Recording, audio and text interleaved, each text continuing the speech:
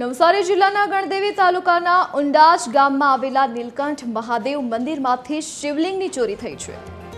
રાઘવ ફળિયામાં આવેલા મંદિર પરિસરમાં પીપળાના ઝાડ નીચે સ્થાપિત શિવલિંગને અજાણ્યા ઈસમો ગાડીમાં આવીને ચોરી ગયા હતા। સમગ્ર ચોરીની ઘટના સીસીટીવી કેમેરામાં કેદ થઈ છે।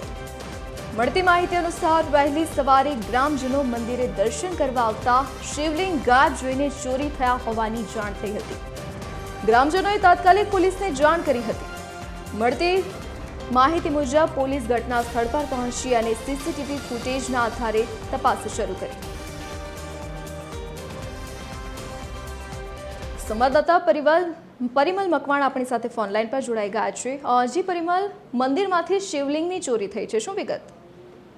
જી, બિલીમોરા શહેરની નજીક આવેલા જે ઉંડાજ ગામ છે ત્યાં 800 વર્ષ જૂનું એક નીલકંઠ મહાદેવ મંદિર આવેલું છે।